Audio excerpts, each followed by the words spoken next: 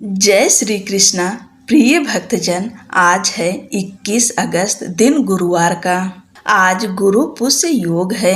इस योग को बहुत ही शुभ माना जाता है। अगर आपको कोई नया कार्य शुरू करना हो या कुछ नई चीज खरीदनी हो तो आज के दिन खरीद सकते हैं। देव गुरु बृहस्पति को बुद्धि और शिक्षा का कारक माना जाता है। गुरुवार को बृहस्पति देव की पूजा करने से धन, विद्या, मान सम्मान, प्रतिष्ठा और कई अन्य मनोवांछित फल की प्राप्ति होती है। धार्मिक ग्रंथों के अनुसार गुरुवार को भगवान बृहस्पति की पूजा का विधान है। गुरुवार के दिन व्रत रखना और व्रत के साथ में कथा सुनने से घर परिवार में सुख समृद्धि बनी रहती है। भगवान बृहस्पति देव का ध्यान करते हुए आप सब बृहस्पति देव की कथा को सुनिए। कथा के अनुसार प्राचीन काल की बात है। किसी राज्य में एक बड़ा प्रतापी और दानी राजा राज करता था। वह हर गुरुवार को व्रत रखकर दीन दुखियों की मदद करके पुण्य प्राप्त करता था, परंतु ये बात उसकी रानी को अच्छी नहीं लगती थी। वह न तो व्रत करती थी और न ही दान पुण्य में विश्वास रखती थी। इतना ही नहीं, वह राजा को भी ऐसा करने से मना करती थी। एक समय की बात है, राजा शिकार खेलने के लिए वन गए।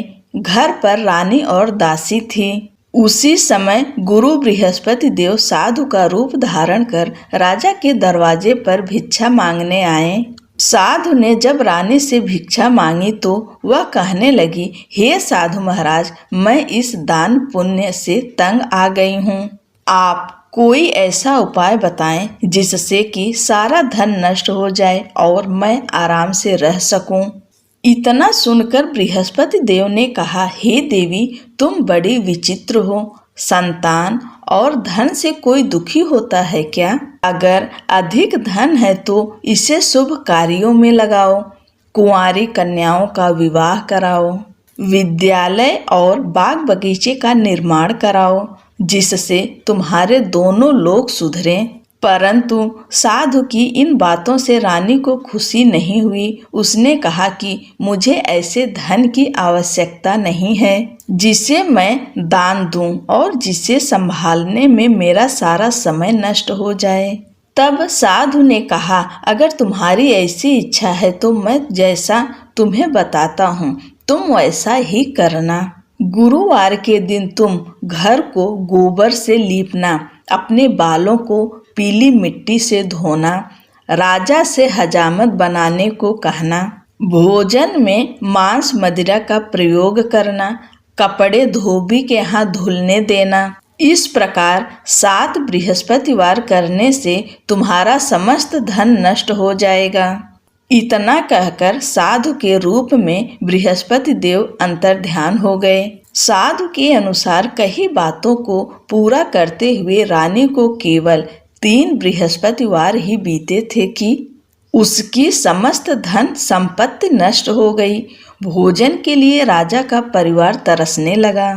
एक दिन राजा ने रानी से बोला कि हे रानी, तुम यहीं रहो, मैं दूसरे देश को जाता हूँ, क्योंकि यहाँ पर सभी लोग मुझे जानते हैं, इसलिए मैं छोटा कार्य नहीं कर सकता। ऐसा कहकर राजा दूसरे देश चला गया। वहाँ वह जंगल से लकड़ी काट कर लाता और शहर में बेचता। इस तरह वह अपना जीवन व्यतीत करने लगा। इधर राजा के परदेश जाते ही रानी और दासी दुखी रहने लगीं। एक बार रानी और दासी को 7 दिन तक बिना भोजन के रहना पड़ा। तो रानी ने अपनी दासी से कहा, हे दासी, पास ही के नगर में मेरी बहन रहती है। वह बड़ी धनवान है। तू उसके पास जा और कुछ ले आ, ताकि थोड़ी बहुत गुजर बसर हो जाए। दासी रानी की बहन के पास गई। उस दिन गुरुवार था और रानी की बहन उस समय बृहस्पतिवार व्रत की कथा सुन रही थी। दासी ने रानी की बहन को अपनी रानी का संदेश दिया, लेकिन रानी की बड़ी बहन ने कोई उत्तर नहीं दिया। जब दासी को रानी की बहन से कोई उत्तर नहीं मिला तो वह बहुत दुखी हुई और उसे क्रोध भी आया। दासी ने वापस आकर रानी को सारी बात बता दी। ये सुनकर रानी ने अपने भाग्य को कोसा। उधर रानी की बहन ने सोचा कि मेरी बहन की दासी आई थी, परंतु मैं उससे नहीं बोली, इससे वह बहुत दुखी हुई होगी। कथा सुनकर और पूजा समाप्त करके वह अपनी बहन के घर आई और कहने लगी, हे बहन, मैं बृहस्पतिवार का व्रत कर रही थी। तुम्हारी दासी मेरे घर आई थी, परंतु जब तक कथा होती है तब तक न उठते हैं और ना ही बोलते हैं, इसलिए मैं नहीं बोली। बताओ दासी क्यों आई थी? रानी बोली, बहन, तुमसे क्या छिपाऊं, हमारे घर में खाने तक को अनाज नहीं है। ऐसा कहते कहते रानी की आंखें भर आई। उसने दासी समेत पिछले 7 दिनों से भूखे रहने की पूरी बात अपनी बहन को बता दी। रानी की बहन बोली, देखो बहन, भगवान बृहस्पति देव सबकी मनोकामनाओं को पूर्ण करते हैं। देखो, शायद तुम्हारे घर में अनाज रखा हो। पहले तो रानी को विश्वास नहीं हुआ, पर बहन के आग्रह करने पर उसने दासी को अंदर भेजा तो उसे सचमुच अनाज से भरा एक घड़ा मिल गया। ये देखकर दासी को बड़ी हैरानी हुई। दासी रानी से कहने लगी, हे रानी, जब हमको भोजन नहीं मिलता तो हम व्रत ही करते हैं, इसलिए क्यों न इनसे व्रत और कथा की विधि पूछ ली जाए ताकि हम भी व्रत कर सकें। तब रानी ने अपनी बहन से बृहस्पतिवार व्रत के बारे में पूछा। उसकी बहन ने बताया, बृहस्पतिवार के व्रत में चने की दाल और मुनक्का केले की जड़ में अर्पित करें तथा दीपक जलाएं, व्रत कथा सुने और पीला भोजन ही करें। इससे बृहस्पति देव और भगवान विष्णु प्रसन्न होते हैं। व्रत और पूजा की विधि बताकर रानी की बहन अपने घर लौट गई। 7 दिन बाद जब गुरुवार आया तो रानी और दासी ने व्रत रखा। वह घुड़साल में जाकर चना और गुड़ लेकर आई। फिर उससे केले की जड़ तथा विष्णु भगवान की पूजा की। अब पीला भोजन की चिंता को लेकर दोनों बहुत दुखी हुई। चूँकि उन्होंने व्रत रखा था, इसलिए बृहस्पति देव उनसे प्रसन्न थे। वह एक साधारण व्यक्ति का रूप धारण कर 2 थालों में पीला भोजन दासी को दे गए। भोजन को पाकर दासी प्रसन्न हुई और फिर रानी के साथ मिलकर भोजन ग्रहण किया। उसके बाद वे सभी गुरुवार को व्रत और पूजन करने लगीं। बृहस्पति भगवान की कृपा से उनके पास फिर से धन संपत्ति आ गई, परंतु रानी फिर से पहले की तरह आलस्य करने लगी। तब दासी बोली, देखो रानी, तुम पहले भी इस प्रकार आलस्य करती थी। तुम्हें धन रखने में कष्ट होता था, इस कारण सभी धन नष्ट हो गया, और अब जब भगवान बृहस्पति की कृपा से धन मिला है तो तुम्हें फिर से आलस्य होता है। रानी को समझाते हुए दासी कहती है कि बड़ी मुसीबतों के बाद हमने यह धन पाया है, इसलिए हमें दान पुण्य करना चाहिए, भूखे मनुष्यों को भोजन कराना चाहिए और धन को शुभ कार्यों में खर्च करना चाहिए, जिससे तुम्हारे कुल का यश बढ़ेगा, स्वर्ग की प्राप्ति होगी और पितृ प्रसन्न होंगे। दासी की बात मानकर रानी अपना धन शुभ कार्यों में खर्च करने लगी, जिससे पूरे नगर में उसका यश फैलने लगा। उधर एक दिन राजा दुखी होकर जंगल में एक पेड़ के नीचे आसन जमाकर बैठ गया। वह अपनी दशा को याद करके व्याकुल होने लगा। बृहस्पतिवार का दिन था। एकाएक उसने देखा कि निर्जन वन में एक साधु प्रकट हुए। वह साधु वेश में स्वयं बृहस्पति देवता थे। लकड़हारे के सामने आकर बोले, हे लकड़हारे, इस सुनसान जंगल में तू इतना चिंता मग्न क्यों बैठा है? लकड़हारे ने दोनों हाथ जोड़कर प्रणाम किया और उत्तर दिया, हे महात्मा जी, आप सब कुछ जानते हो, मैं क्या कहूँ। यह कहकर रोने लगा और साधु को अपनी आत्मकथा सुनाई। महात्मा जी ने कहा, तुम्हारी स्त्री ने बृहस्पति के दिन बृहस्पति भगवान का निरादर किया है, जिसके कारण रुष्ट होकर उन्होंने तुम्हारी यह दशा कर दी है। अब तुम चिंता को दूर करके मेरे कहने पर चलो तो तुम्हारे सब कष्ट दूर हो जाएंगे और भगवान पहले से भी अधिक संपत्ति देंगे। तुम बृहस्पति के दिन कथा किया करो। 2 पैसे के चने मुनक्का लाकर उसका प्रसाद बनाओ और शुद्ध जल से लोटे में शक्कर मिलाकर अमृत तैयार करो। कथा के पश्चात अपने सारे परिवार और सुनने वाले प्रेमियों में अमृत व प्रसाद बांटकर आप भी ग्रहण करो। ऐसा करने से भगवान तुम्हारी सब मनोकामनाएं पूरी करेंगे। साधु के ऐसे वचन सुनकर लकड़हारा बोला, हे प्रभु, मुझे लकड़ी बेचकर इतना पैसा नहीं मिलता जिससे भोजन के उपरांत कुछ बचा सकूं। मैंने रात्रि में अपनी स्त्री को व्याकुल देखा है। मेरे पास कुछ भी नहीं जिससे मैं उसकी खबर मंगा सकूं। साधु ने कहा, हे लकड़हारे, तुम किसी बात की चिंता मत करो। बृहस्पति के दिन तुम रोजाना की तरह लकड़ियां लेकर शहर को जाओ। तुमको रोज से दुगुना धन प्राप्त होगा, जिससे तुम भली भांति भोजन कर लोगे तथा बृहस्पति देव की पूजा का सामान भी आ जाएगा। इतना कहकर साधु अंतर ध्यान हो गए। धीरे धीरे समय व्यतीत होने पर फिर वही बृहस्पतिवार का दिन आया। लकड़हारा जंगल से लकड़ी काट कर शहर में बेचने गया। उसे उस दिन और दिन से अधिक पैसा मिला। राजा ने चना, गुड़ आदि लाकर गुरुवार का व्रत किया। उस दिन से उसके सभी क्लेश दूर हुए, परंतु जब दोबारा गुरुवार का दिन आया तो बृहस्पतिवार का व्रत करना भूल गया। इस कारण बृहस्पति भगवान नाराज हो गए। उस दिन उस नगर के राजा ने विशाल यज्ञ का आयोजन किया तथा शहर में यह घोषणा करा दी कि कोई भी मनुष्य अपने घर में भोजन न बनावे, न आग जलावे। समस्त जनता मेरे यहाँ भोजन करने आवे। इस आज्ञा को जो न मानेगा उसे फांसी की सजा दी जाएगी। इस तरह की घोषणा संपूर्ण नगर में करवा दी गई।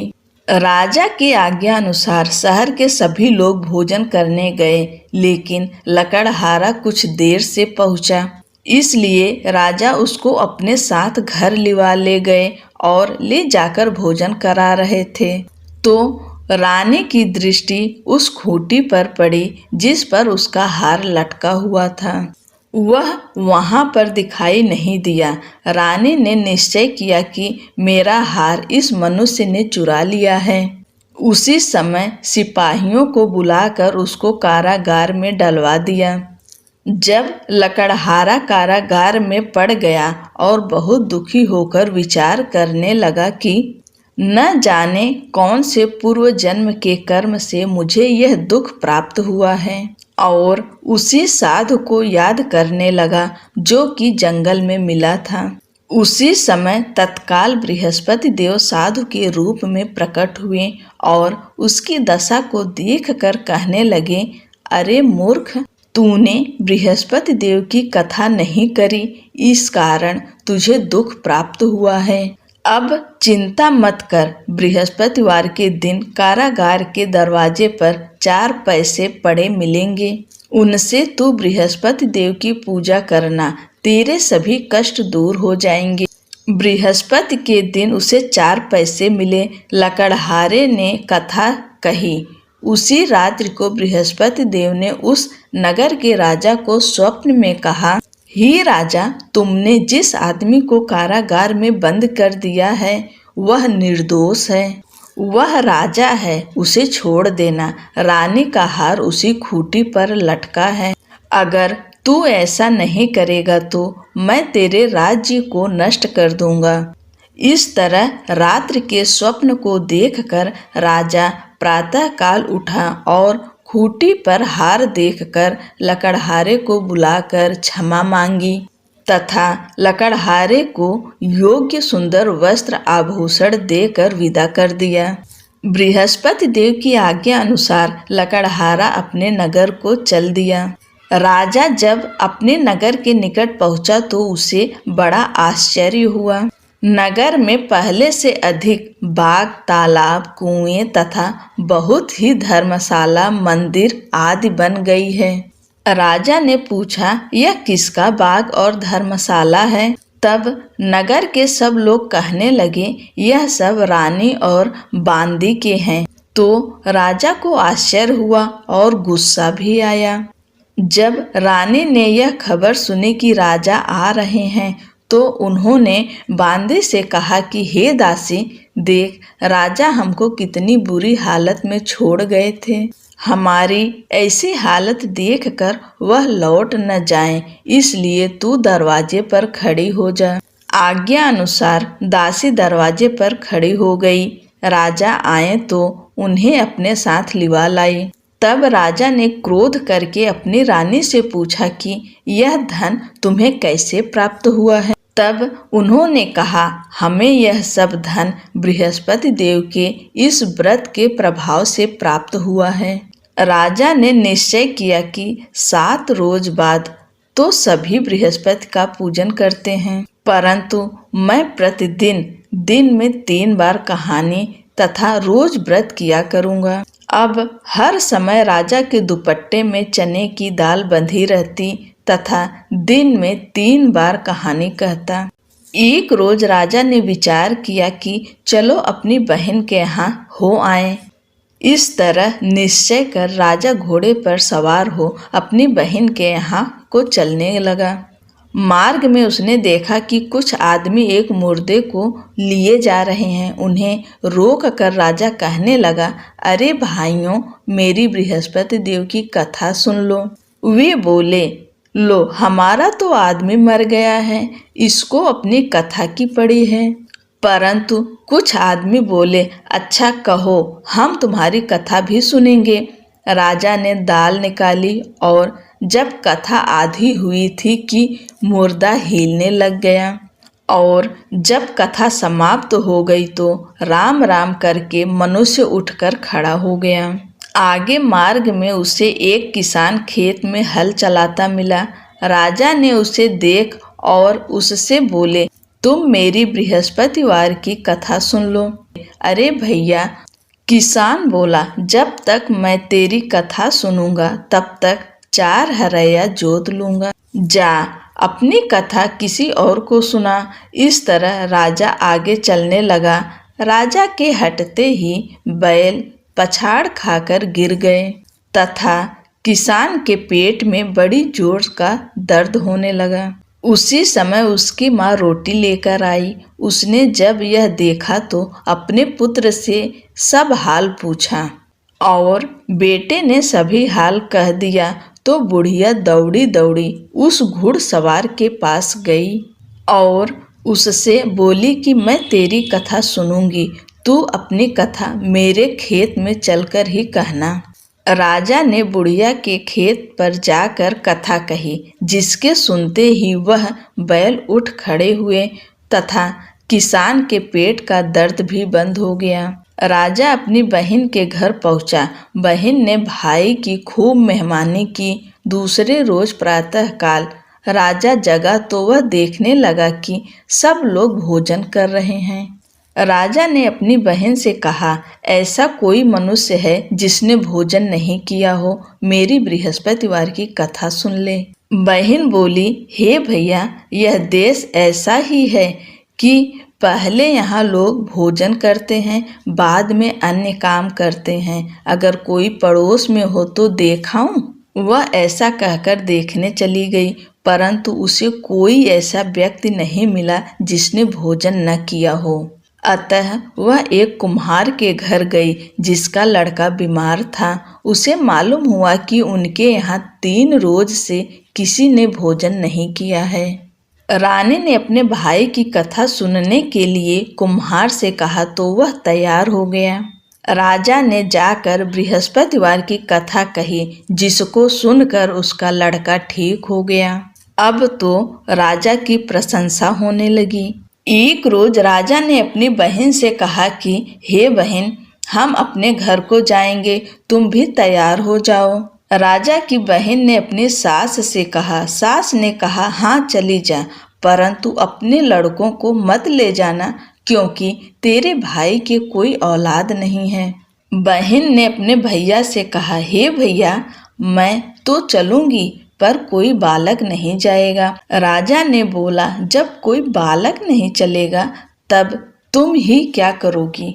बड़े दुखी मन से राजा अपने नगर को लौट आया। राजा ने अपनी रानी से कहा, हम निर्वंशी हैं, हमारा मुंह देखने का धर्म नहीं है और कुछ भोजन आदि नहीं किया। रानी बोली, हे प्रभु, बृहस्पति देव ने हमें सब कुछ दिया है, वह हमें औलाद अवश्य देंगे। उसी रात को बृहस्पति देव ने राजा से स्वप्न में कहा, हे राजा उठ, सभी सोच त्याग दे, तेरी रानी गर्भ से है।